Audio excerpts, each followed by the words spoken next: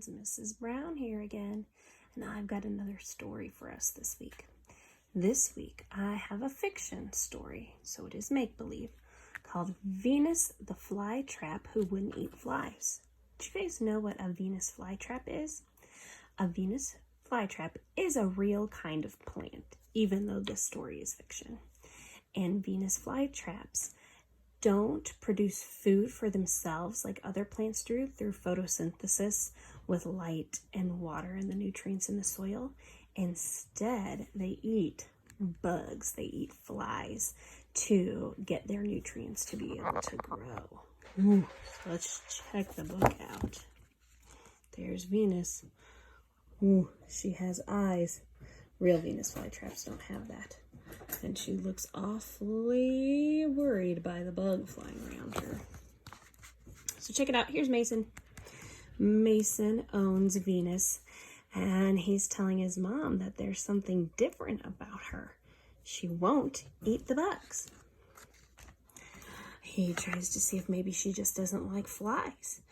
He tries to offer her a cricket. Does she look like she wants it? He tries offering her other bugs. What about a bumblebee? What about a spider? And Venus even says no. In fact, whenever Venus thinks about bugs, she makes a sick face. So what do you think Mason is going to do? Because without the nutrients from the bugs, she's starting to wilt. Oh no, let's see what's going to happen to Venus. And Venus, the flytrap who wouldn't eat flies. Mason was having a terrible time with his new Venus flytrap. Flytraps are plants that eat bugs. Well, they're supposed to eat bugs. Venus is a little different, Mason told Mom. Why do you say that? Asked Mom. She never catches the flies buzzing around the window. Venus was a pretty bright green flytrap. Her wide red jaws were lined with soft little hairs. Her jaws were filled with sweet, sticky nectar. Flies buzzed around Venus trying to get the nectar.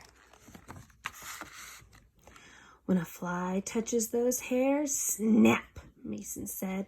Her jaws are supposed to trap flies inside. That's what flytraps do. They eat flies. Mason looked hard at Venus. Something about her really was different.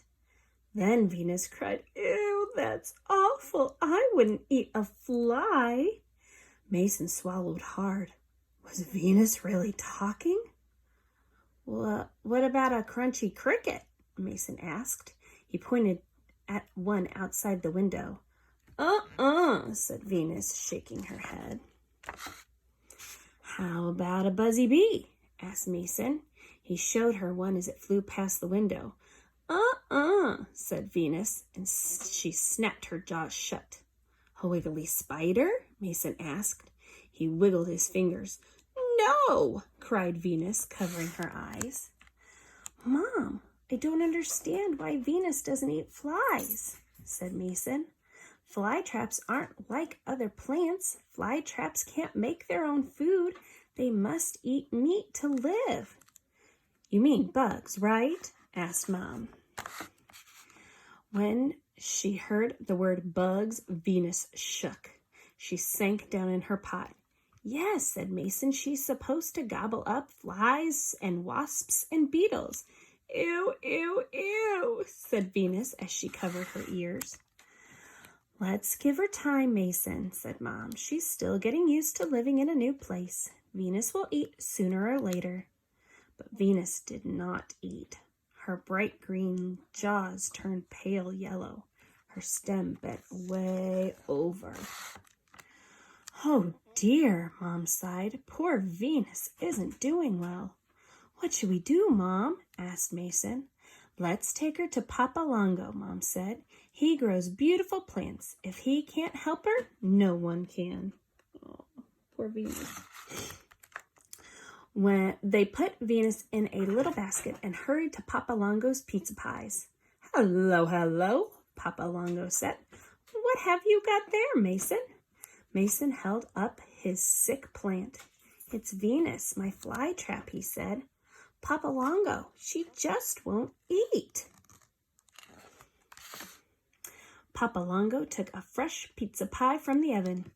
"Mmm," said Venus. "It smells delicious. It looks delicious." "It is delicious, I promise you," said Papa Longo. Venus hung over the pizza. It smelled so good. Just then, a fly squeezed through a hole in the screen and it landed right on the pizza. "No, no," Papa Longo cried.